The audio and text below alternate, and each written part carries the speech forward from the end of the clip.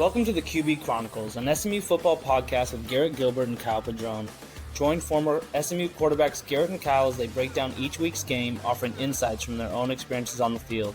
In addition to game analysis, we'll also bring you special episodes featuring interviews with past and present SMU players, sharing their stories and perspectives. Whether you're a diehard Mustang fan or just love football, this podcast is your go-to source for all things SMU football.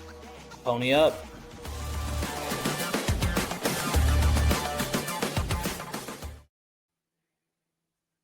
Welcome back to the QB Chronicles for our Pat and Go preview of SMU Wake Forest. Ponies look to continue to remain undefeated in conference play, travel up to Wake Forest to take on the Demon Deacons. Before we jump in, go check out our friends over at Roback and our Pony 20 for your chance and opportunity on your first order to get 20% off. And then also, if you go to the liquor store this weekend, check out our friends Socorro. Yeah. Nice, fine, smooth tequila.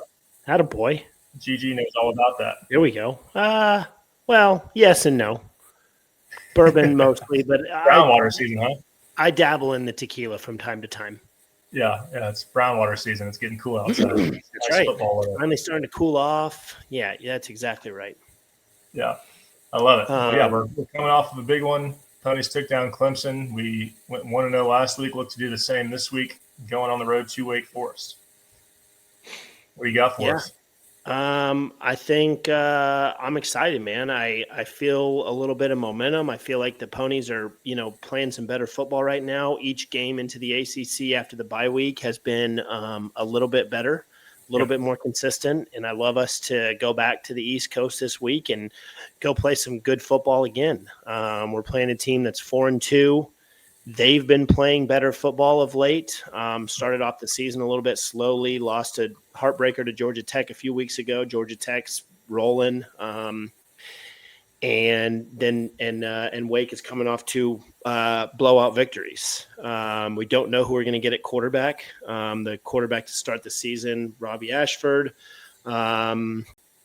missed last week's game, and I'm drawing a blank on the first name of the guy that played last week, but last name Purdy stepped in. Sean Purdy. And played well for them against Oregon State. So this will be an interesting one. I think it's going to be fun. I'm excited about it. Yeah, another road test on the road in conference, big game for us. Continue to keep our hopes alive for another ACC championship berth. But got to go 1-0. I think it's a big test. You mentioned Wake Forest is playing better. Looking at stats defensively, they're 27th in the country against the pass, 61st against the run. They're averaging 409 yards a game on offense, 53rd in the country, and then 29 points per game, which gets them to 68th in the country. So I think it's a good football team that is playing better. Obviously, they started the season slowly, and they snuck by. Was it Kennesaw State that we were talking about? Yes, early. That's exactly right. Snuck by against Kennesaw State, and then have kind of gotten a little bit better as the season has gone on. Yeah, and looking at last week's game, Wake took on Oregon State. Deshaun Purdy, who's playing quarterback last week, we'll see if we get him again this week, but he had a great game, threw for 270 yards, 4 touchdowns. And then just kind of looking at the receivers, it looks like they take, or at least spread the ball around. They've got, their top guy is Chris Barnes on the outside. He's got 23 catches for 410 yards and 3 touchdowns, and he's their leading receiver. Sterling Burkhalter, he's got 13 catches for 225 and a touchdown. And then they've got a handful, a couple tight ends and some other receivers that they throw in the mix as well. So not a huge, one guy is going to beat us. I think it's, going to be discipline on defense.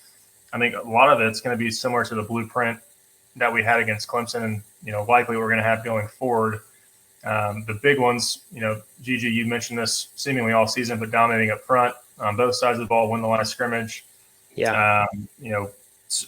Do the little things right. No ticky-tack penalties. That's something that we've, had an unsportsmanlike at least once per game all year long. I would like to limit those at some point this year.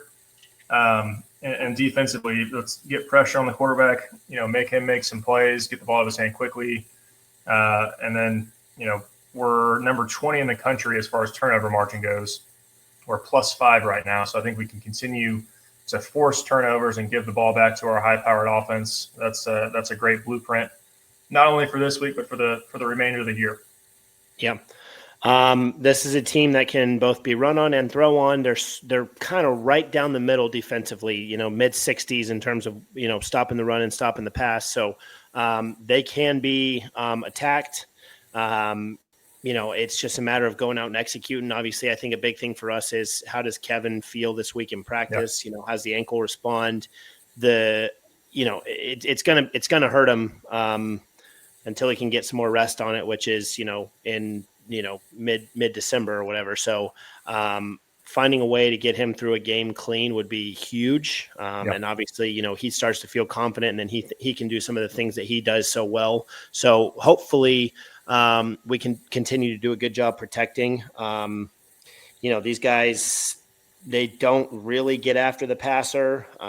They're, it doesn't say how many sacks they have on the season, but they don't have a high percentage of sacks per pass play. Yeah. So they're not really getting after the passer. So,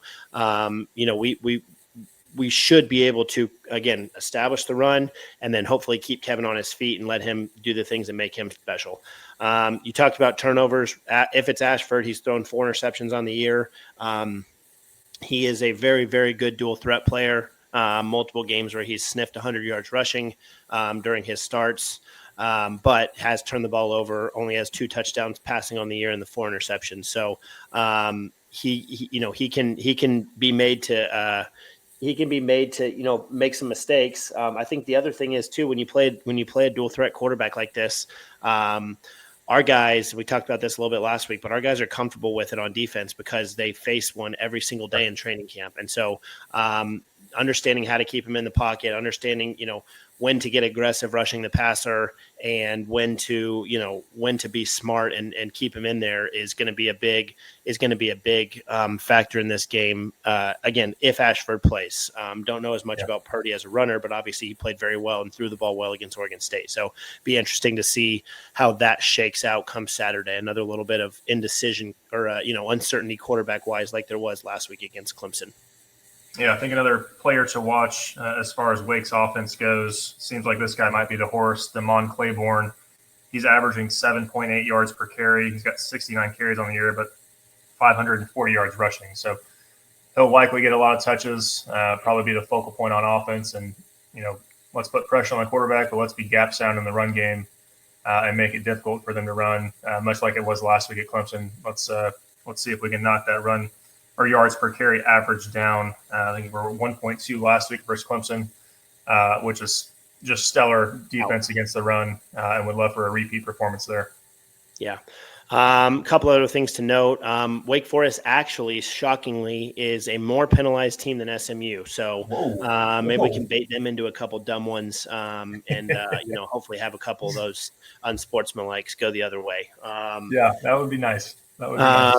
And then red zone wise, this is a team that is not doing a very good job scoring in the red zone. They are, bottom third, call it. And then, our defense, the one thing that we've done a really good job of is stopping teams when they get down into the red zone. Fourth in the nation, only giving up 66% in terms of scores once teams get down into the red zone. That bend but don't break that we've talked about a few times. So I think that is probably the biggest key to the game is how do we take advantage of those couple advantages. Obviously, we'd love to keep them out of the red zone, but chances are they're going to get down there a time or two.